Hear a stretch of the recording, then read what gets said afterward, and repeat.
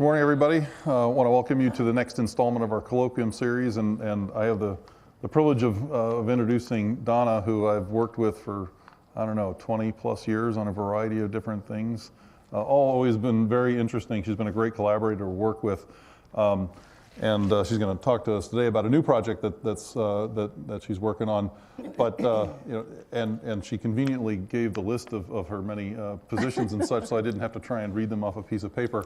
Donna's a very accomplished person, and one of the things that she has missed in this list is that she was named one of 40 modern Leonardo da Vinci's by the Museum of Science and Industry, right, in Chicago, which I think it says quite a bit about what Donna does.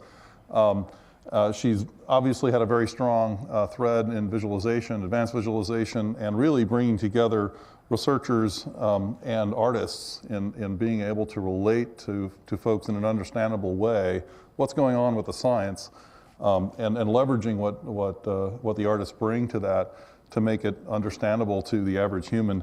And I always found the work that she's done quite interesting. So I'm really happy to see her giving this talk today for this project, which really is focusing on this issue about not only communicating the results of research, but why is it important that we have computation and database research and engineering in order to make those discoveries. Often that part of the story isn't told. We hear about the scientific success, which is always interesting and impactful, but how do you get there, and the important elements of getting there along the way. So without going too much further, I'm going to turn it over to Donna. I'm very happy to have her here today, so if we can welcome her.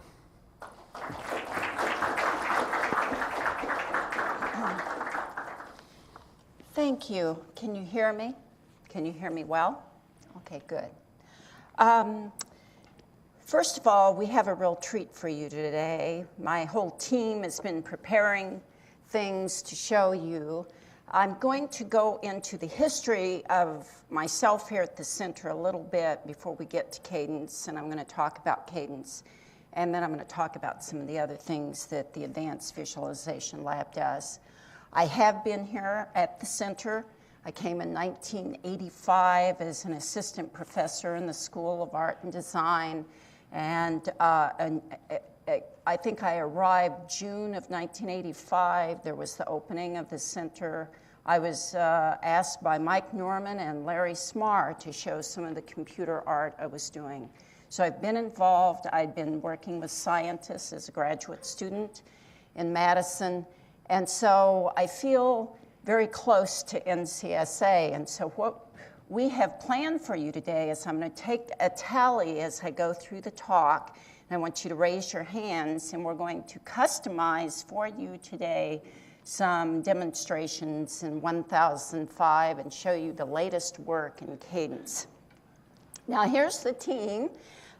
We have Kalina. Would you stand up? And there's Kalina Borkowitz. Jeff Carpenter, I know, has been here a long time. Where are you, Jeff? There. Stuart Levy. Where's Stuart? There's Stuart. Me, Bob Patterson. These are the people. AJ is gone today, and our honorary Advanced Visualization Lab member, Matt Turk. And we are working with Matt right now on Blue Waters visualizations using YT. We're working on data from John Wise, and Matt suffers through our AVL email list all the time. But we are integrating some of the software that we are going to be demonstrating today, Virtual Director, with Matt Turk's YT. Today, we're going to take you into room 1005, stage you in. Some of you can be eating at the reception, and we'll bring people in, and we're going to show the latest work that we've been doing for Cadence, as well as for the people who have never been into the stereo theater. How many people have never seen any visualizations, donning the glasses and wearing stereo visuals in the... Okay, that's about 8, 10 people. Okay, good. That's good to know. We've got you in a group. and we want you to, we'll stage things. How many people came to my astronomy colloquium that I did not too long ago? Only about 2 people, 3 people. We're not going to count you, Stuart. And so, and here, the room 1005 is right over here, and all of you have been in there at one time or another. Is there anybody who's never been into that room? Wow, okay, good. So let me tell you that, first of all, the goal of our team has been over the years to do exactly what Cadence is all about. The goal has been to collaborate with diverse science and engineering communities and to solve visualization problems. We work with interactive as well as rendered visualizations. We remotely collaborate using the best facilities here that the center can offer with high-speed networks, and the advanced system that you're seeing in here when we do the demonstrations is a one-of-a-kind, and it has been a one-of-a-kind for a long time, for probably 5 years. We create the cinematic presentation of science for public outreach, and that's what Cadence is about, and I'm going to go into that a little more detail later, the purpose. But first I want to just talk about AVL, because what we do, and is there a pointer here? Do we have I'm sorry, in the well. I mean, at this point, I can just go over here and point, you know. Oh, great. This. Okay, so we deal with a lot of data. We import data. We explore the data. We design. What our team is pretty unusual is that we take data and we work, because it's an interdisciplinary team that has both artists and cinematographers along with technologists and scientists. We work at refining the look as well as going into the exploration process, and then we have to render the scenes.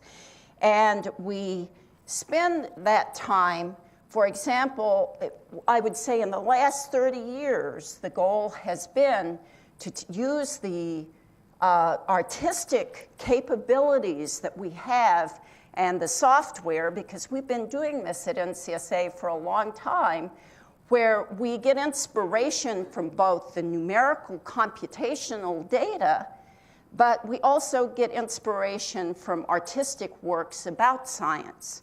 So we often look at images like this, a digital painting by a very famous artist, Don Dixon, who is painting conceptually what colliding galaxies look like before we could actually see them very well with the telescopes in the sky. And likewise, artist conception from NASA on what the volcano on Venus, planet Venus, looks like. And here we have taken data from simulations, computational science, and worked not only to render that data, and it's data-driven, we've also worked very hard at creating that artistic look that people can relate to.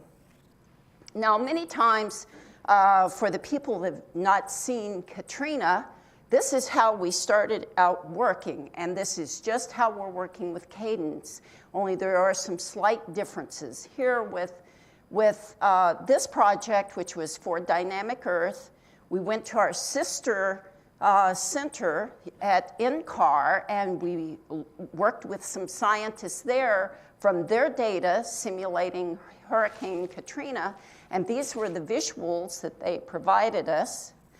And we have to take and explore that work with interactive tools, reading in volumes of data, and mapping that data to test and to interact with it. And this is some of the early tests of going and testing that hurricane data, taking a slice of it from a huge cube of data and doing some tests and seeing the hurricane go by New Orleans, and then ultimately we have to do other pre-visualization work, which we're working on right now. And for today, over in 1005, we're going to demonstrate to you some of the work that we're doing with Cadence on solar superstorms. This is Hurricane Katrina in an interactive program called Virtual Director with Party View. And we've sampled down the hurricane data, and Bob Patterson is choreographing interactively that data, because what we were preparing it for was a very large venue museum show production. And camera motion, or the viewpoint through the data, is very important. If you move too quickly, you will make large audiences throw up. So it's an art in and of itself to be able to sample down the important aspects of the data. We do this collaboratively with the science teams. We double check that we have been working with the proper data components. We sometimes will map different components to explore them, show tests to the scientists. We are doing all of that right now on the Cadence project. So this is an example of the finished product for a full dome production called Dynamic Earth. It's Hurricane Katrina data and visualization. And Liam Neeson narrates this.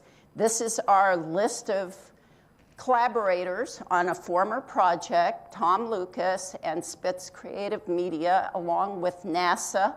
And NCSA was a co-producer.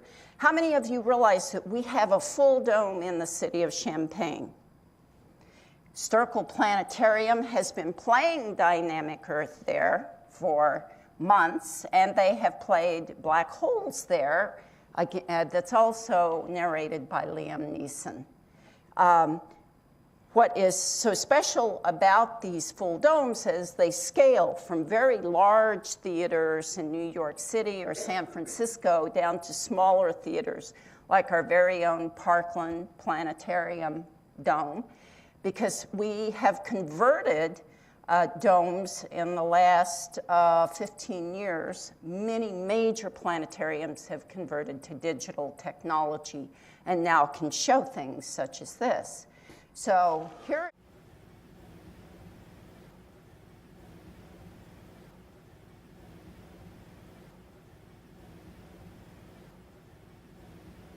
For those of you who haven't seen this, you're going to get to see the full thing over in the theater in 4,000 resolution. That was just a teaser. And so what the idea here is, I just wanted to take you through all the work that goes into producing a finished project and a finished product. Likewise, we have Dynamic Earth, by the way, has traveled all over the world. It has been translated into 7 different languages to date. And it is a co-production, like I said, with NCSA. So it is a good example of where we are going with Cadence. Only with Cadence, a project, we're going to do 3 full dome shows in addition to 9 documentaries. So another collaborator that we have had is Adler Planetarium, and they will play these full dome shows. So as we create for Cadence full dome shows, we anticipate that Adler will be playing some of these dome shows. They have a huge dome, one of the biggest. Here are people sitting inside an image and an animation that we did for them. For their show called Destination Solar System. And this is an example of some of the work that we again have done with a scientist, Matthias Rempel from UCAR. This is the surface of the sun. and he is studying these active regions where solar flares form. And here on the edge, what you're seeing is NASA data, observational data that we, through our artistic techniques and computer graphics techniques, we have been able to bring together and contextualize the simulation of the surface of the sun with the SDO image, the Solar Dynamics Observatory observed data. That's part of what we do that's kind of special for these digital dome productions, is bring together different simulations and different types of data to contextualize it for the general public. Now, we also, these interactive tools and this exploration also involves work with scientists remotely. And though we haven't done this particular thing with Cadence scientists, we did do it in the creation of the Adler Planetarium Full Dome Show, and we anticipate as we go down this path with Cadence, we will be doing this same kind of thing. This is a pre-visualization collaboration, and who you see here are Bob and Stuart sitting there. There's our former AVL person, Alex Betts, who is on Skype, and he's sitting in Chicago, and the shared data over the internet are the camera paths, and each of the people located at different sites have their own unique point of view of the same data. So right now, this is the Milky Way galaxy. It's a sampled down version. I'm going to show you an example of how two locations can use virtual director. You see you flying along your path? This is here in 1005, and this is up in Chicago at Adler Planetarium. I'm going to continue on toward the Galactic Center, and I'll try recording a path and see if you can see my path recording. I'll start from here. I see you in front of me. Okay, I'm now recording. So this is Chicago, and this is what they're seeing, their own independent Do you see my path? view. I do. All right, great. These are Take a look at what we got here. museum director at that time. I'm going to go ahead and load in the Adler camera path that flies to the Galactic Center Okay. for the show. Just a second. All right, I've just loaded that one. This is the one that comes from the Virgo cluster. Great. And I'll go ahead and take a look at this approach there. Flying from the distant Virgo cluster. And I'll jump on part of the path where it's approaching the galaxy. So I just wanted to show you a taste of this. We can't do this for you today because we don't have a remote collaboration set up. But this is how we use software in order the virtual director with Party View or other renderers and collaborate remotely with some of our colleagues. This is a pre-visual. So we've collaborated with the Chicago Museum of Science and Industry and taken some of the tornado images and built kiosks, and that's some of the other kind of exhibition work that we have done. And all in all, over the last 8 years, we have been able to reach 45 million people globally. We've kept track of that data through the distributors, through exposing them to data, scientific visualizations in 8 digital museum shows, 3 IMAX films. These have been translated into multiple languages, and this is in addition to PBS, Discovery, and National Geographic shows. So with that, Cadence was an opportunity that was really it was John Towns' idea. He said he had been talking to the Exceed and the directors at NSF, And what we realized, and we had come to this conclusion ourselves independently, AVL, in working with multiple museums and IMAX shows and testing audiences and testing them to find out if they knew anything about computational science. And really, they didn't. And in fact, when we tested audiences for black holes the other side of infinity, not only did they not understand computational science, they were very confused about terms like scientific simulation. This is not only with the general public in our museum attendees and PBS audiences, but also it was apparent that even inside of the National Science Foundation, there's a lot of lack of knowledge, especially in the education area, about what a scientific simulation is or how important it is to the future of science. So with that, we wrote a proposal, an unsolicited proposal, that eventually was sent back, and they asked for some things, and we sent it back, and we said we want to help increase digital literacy in the general public and raise public awareness about the importance of advanced digitally enabled science. And in the process of doing that, we want to expand upon the current visualization opportunities for computational scientists in programs like Exceed and Blue Waters, and provide additional opportunities for science teams to get outreach visualization work done and to participate in these museum shows and to get their work, science teams to get their work out to the public.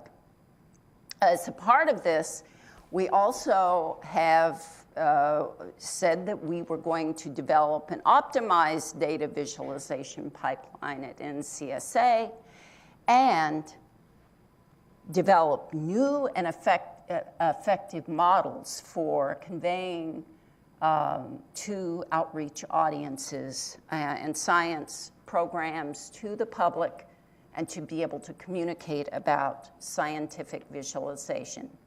And that is involving testing scripts, testing metaphor usages, and all kinds of things that we are in the process of doing. The PIs are here on the Cadence project, NSF, and it's a 3-year NSF project. And Tom Lucas is a science writer, producer that our team has worked with for many years. He's very popular, has a long list of productions that include PBS and Full Dome shows, and he has his own channel on Hulu and YouTube, and has done a lot of work in this area of telling science stories. But what he hasn't done is really focus in on different ways of talking about computational science. We just know it's a challenge, and we know that people are confused about what a scientific simulation is. So what we're doing as part of this project is really educating and bringing together communities of people. And Tom Lucas represents a community behind him of people that work in this industry. WILL has just hired a new CEO. There are people that he's hiring that have worked with Tom Lucas. So some of the programming that we're developing for Cadence, we're already planning on going out through the WILL and PBS programming network. And part of that is because of Tom Lucas's relationship to the people in that industry.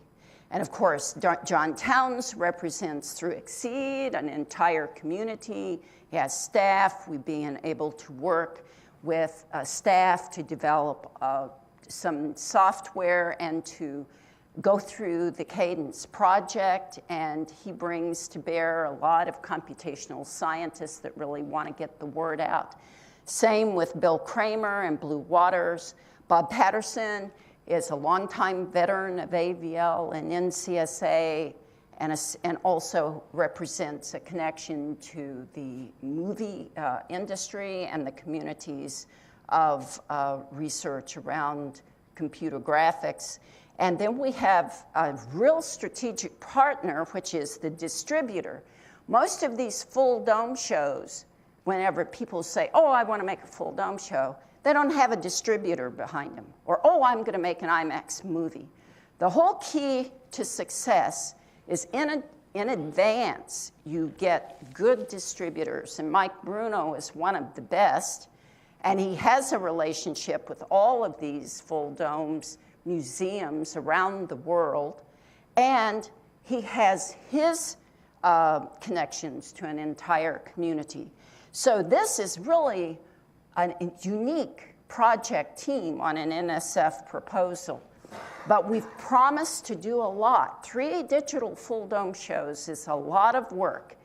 Plus, we're developing with Bob Panoff through Exceed and Blue Waters. We're developing computational science online materials.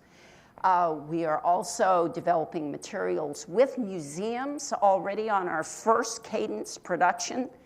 We've got 2 museums signing on, and one of them are developing right now. Fisk Planetarium in Boulder is developing and vetting the script and developing online supplemental materials that they will put out there. But in addition to the full dome shows, we are doing 9 TV resolution documentaries and going through an entire promotion and campaign with that to tie things together. In other words, we've got a campaign that's going to help co-market the planetarium shows, and the planetarium shows is going to co-market the PBS TV the TV documentaries. And we don't have a commitment from PBS yet, but we do have millions of viewers that are already committed to the kinds of online TV documentary content that Tom Lucas has already been producing over the last couple of years. So our goal is to expand upon the millions of people that we've already touched through the scientific visualization and really educate even more people about the importance and the centrality to science that computational science is to the future of science, to the language around computational science, and to try to educate the general public and raise awareness. We had a call for participation. There's 2 in the project. The first was due in December, but since this is an ongoing 3-year project, we were overwhelmed. We got 83 submissions. We had no idea we were going to get that many submissions. The call was to anybody with any science that we wanted to work with if they were interested in getting their work out on full dome shows and into television documentaries. And these were computational science teams as well as scientific visualizers, people who work with those science teams who wanted to submit and participate in this project. We are still in process with the External Advisory Committee, reviewing those applications. That's not going to be done until the end of the month. And then the Advisory Committee will reconvene and make recommendations on the topics to the project team for the full dome production. We've gotten an outline of some really great subject matter, but we're still going through that process to make sure that this time around, instead of us calling up computational scientists that we just knew, we went online trying to find people that did protoplanetary disks, for example, in the past. This was really a call to say, science teams, if you're interested, visualizers, if you're interested, come and we will try to work you in and connect you to these communities of museums and producers and distributors, and develop an entire pipeline and give away software so that other people can do this kind of visualization and participate in museum shows as computational teams. In addition, Cadence has iSTEM director. We have external evaluations going on right now of clips that you're going to see today, in which people are being pulled in, older people, students, K through 12. They're being shown the visualizations, given different metaphors to view on how to explain and script the visualizations. And plus, we're working with Dr. Vitria Bird on an entire visualization workshop that's coming about in October, co-located both here and in Chicago at IEEE Viz, a big conference there. We're working with Scott Lathrop and Trish Barker and Spitz. They have a whole army of people to distribute, disseminate, to get the word out. We're packaging the visualizations to distribute to teachers, to anybody that wants to use them, to put in your PowerPoint presentations. We want to give our visualizations away that's being produced under the auspices of this grant. We got an Illinois Blue Waters allocation. We are starting to work on with Blue Waters. We're going to show you some visualizations today of Blue Waters data, and I'll get to that. These full dome shows, some people call them a kind of immersive environment. Most of the full dome shows are not stereo. In fact, all of them are just, they surround you. There are different kinds of hemispheres, and it really is a different kind of experience if you go over here to Sterkel Planetarium or go up to Adler. These full dome planetaria, there's hundreds over the last few years that have converted from being the old star ball that puts points of light on a hemisphere, and now they're all turning digital. This is the one in New York City at the American Museum of Natural History. A full dome is right here. The people sit sometimes in rumble seats, and they get a whole surround experience. I don't think you get rumble seats out at Parkland. Here's the one in San Francisco. That building is a green building. They have two domes. They have a biosphere, and they have a planetarium. And we've provided, you'll see, clips from work that we've done in those full dome environments. So it's a single image. Liam Neeson, Jodie Foster, we've got some narrated pieces you'll see today. Now with Cadence, we put in the proposal, but we knew in advance through marketing studies and through the work that we just were starting to do, that solar superstorms was a very hot topic. We knew that, in fact, in the last 2 weeks, you can read about solar superstorms in the New York Times, and there's been some other television programs. You can see some YouTube stories on it. And that's because the storms that are happening on the sun that we're coming to understand through our observations are affecting communications, satellite communications, and our power grid here on Earth. So we started working on this, the first of the full dome shows, we had a whole 6 months lead time, and we had gone through we were in process of writing the unsolicited proposal. But during that time, when we did get the grant, we started working with Blue Waters and Exceed computational scientists and really targeting those very deep computational communities and adding people to the list of who would want to work with us on solar superstorms. And Robert Stein is a PRAC recipient, a Blue Waters user. And then we found out about some of these magnetic field lines that Pat Moran, who used to be an NCSA employee, he's now at NASA. Pat Moran had computed some lines, and we started working with Robert Stein on some of the data, and we had already been working on that during the period of time that we were sending out a call for participation.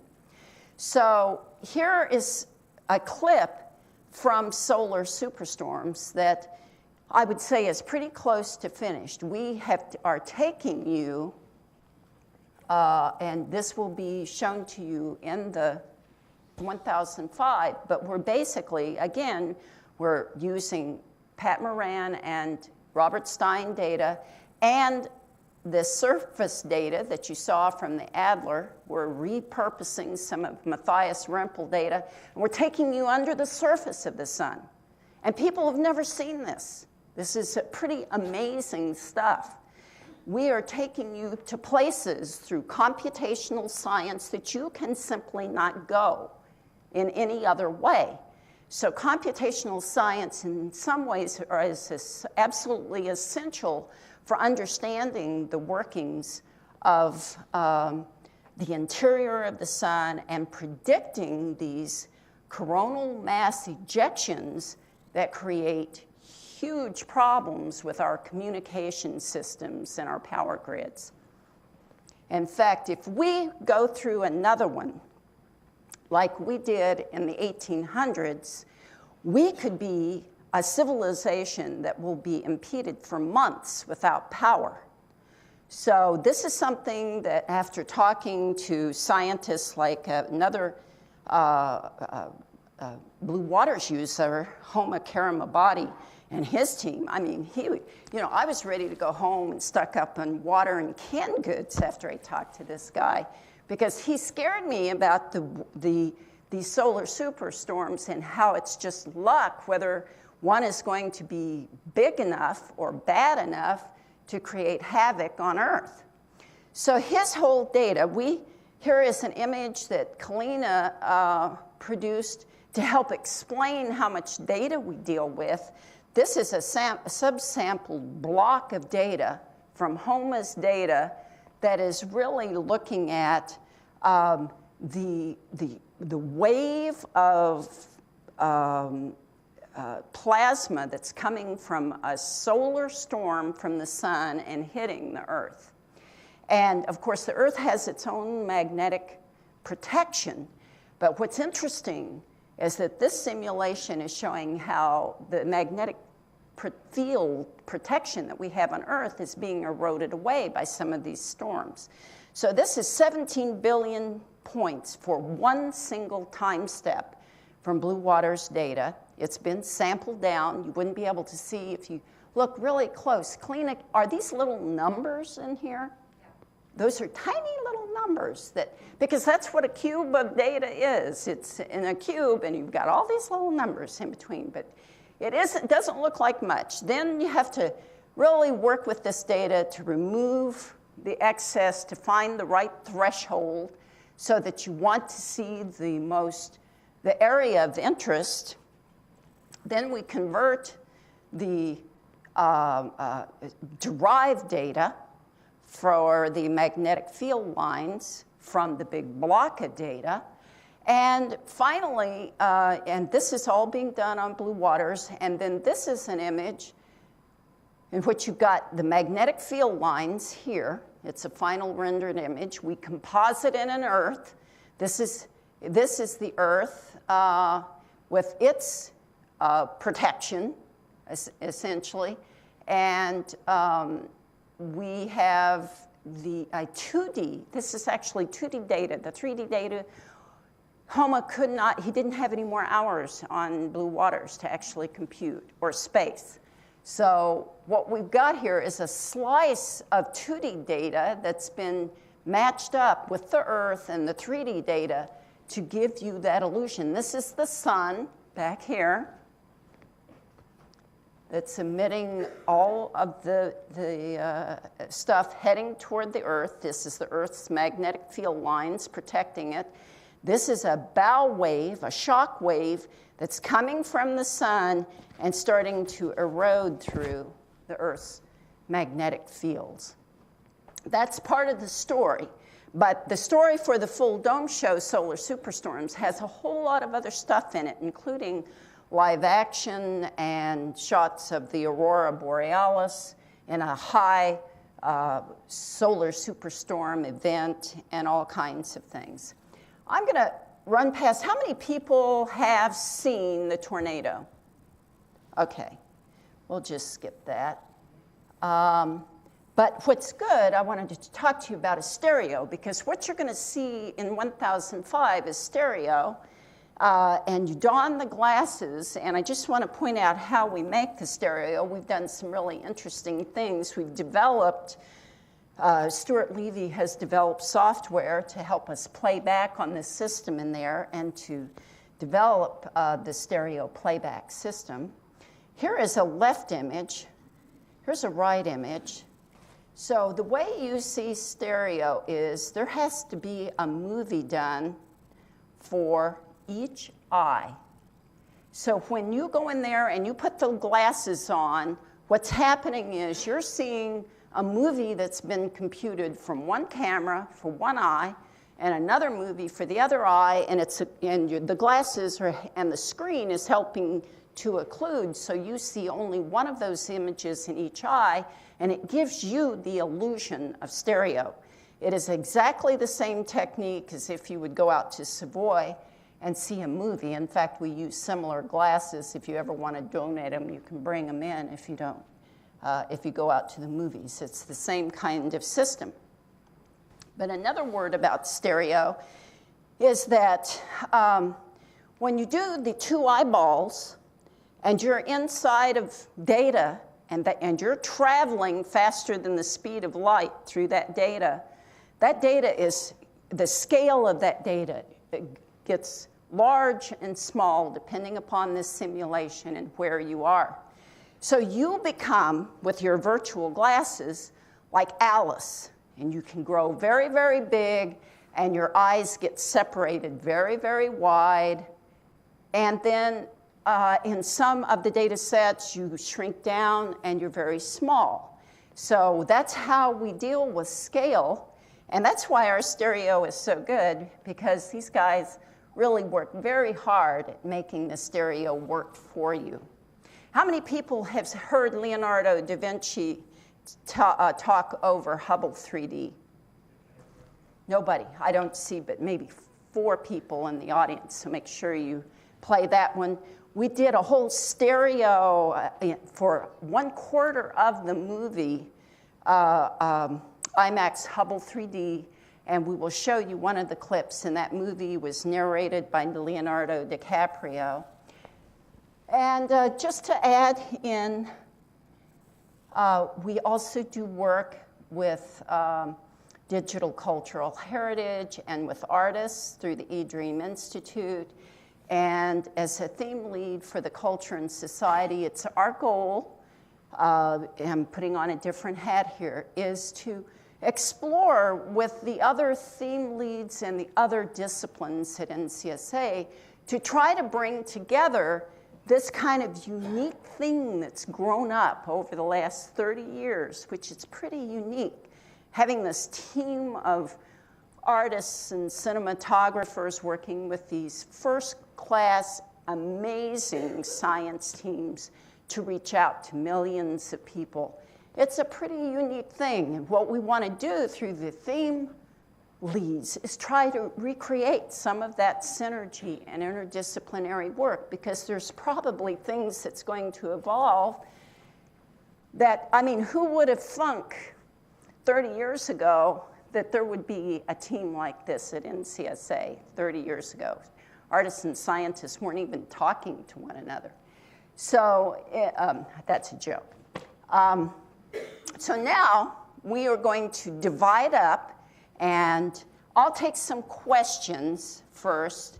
We're going to head and customize demonstrations for all of you, and we don't want you to have to suffer through seeing the tornado one more time to see stuff, so we won't play that for you if you've seen it before, but we do want everybody to see the new stuff because Stuart and Bob and people have been really working hard to try to get some stuff hot off of the XC Blue Waters grill with computational data to show you today. And so with that, I will take questions. Have questions? I have a question. How long does it take to do one of these? You'll get that question will come up as you look at some of these visualizations. And I'll just delegate those answers to my team who will be standing there showing you the work. But it generally takes, they even say in the movie business, for every hour, what is it, Bob? For every hour of visualization, there is 10 hours of pre-visualization. It's all in the setup. A lot of it is all in the work ahead of time. Once you get it all set up, it's the data management, the processing, the discovery phase. Most of the time goes into that. And then you get around to the refinement, and that becomes maybe the latter 2/5 of setting that up.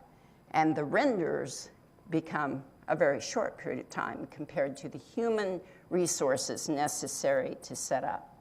Any other questions? Yeah. I have a question about maybe like applying this to virtual reality or something. Thank you. I have a question about applying this to virtual reality, perhaps using the Oculus Rift or some other kind of more advanced we've done VR that. technique. The Oculus Rift is such old news. We were working back in 1993 with head-mounted displays and virtual. We had the cave. The first instantiation of Virtual Director was inside a cave. We've been working in virtual reality for so long. What you're seeing with Virtual Director is virtual reality. And through the SPIN program here at NCSA, we have 2 students, one working with the Oculus Rift for both the Cypress Institute. They are very enamored with it for digital cultural heritage reasons. But we also have another student that's bringing Virtual Director who's working on that, bringing it together with YT. And our goal is to get the Oculus Rift with these images. Right now, it's very low resolution. What you're going to see in room 1005 is 4,000 pixels wide per eyeball.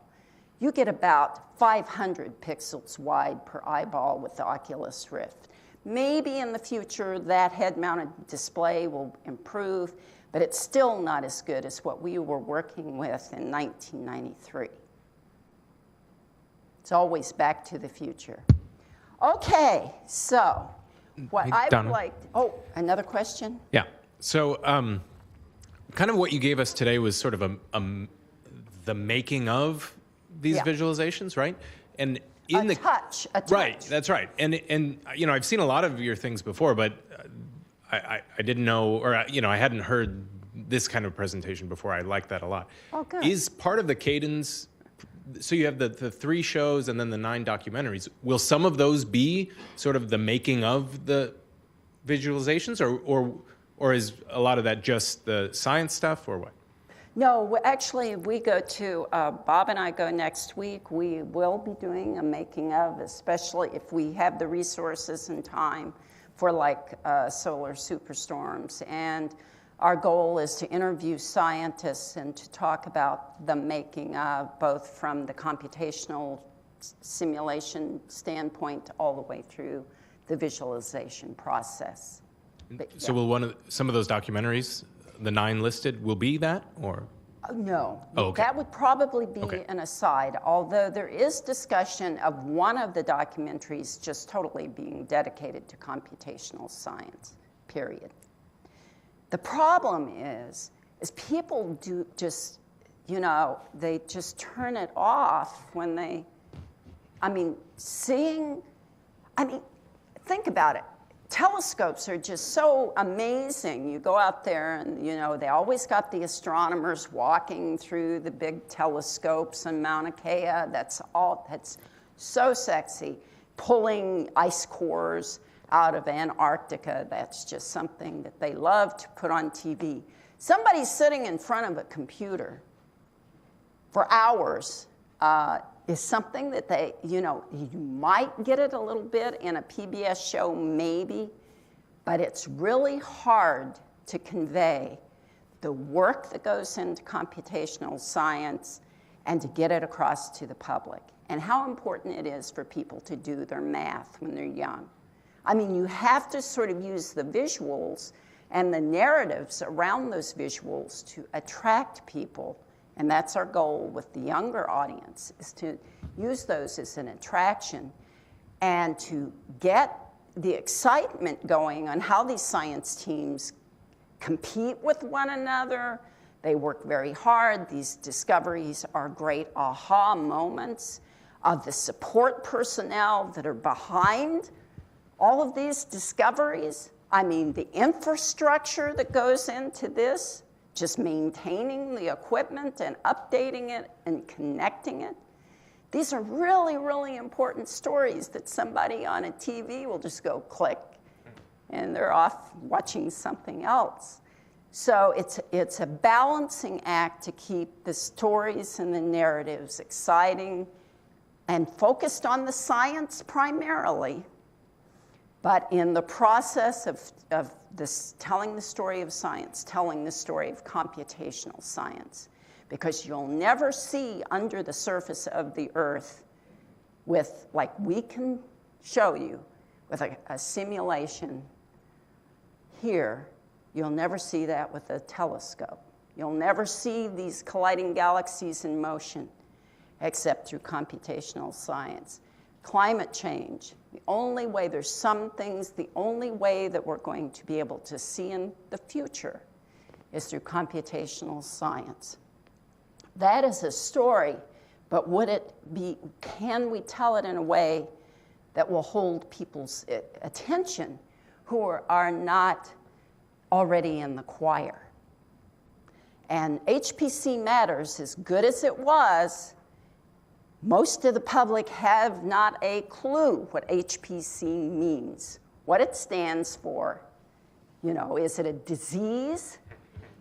So having language for the public and trying to convey the importance of computational science is what this project is about. And whether we could devote an entire documentary to that, I'm not sure.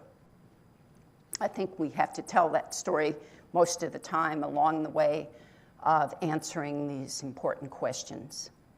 Thank you very much.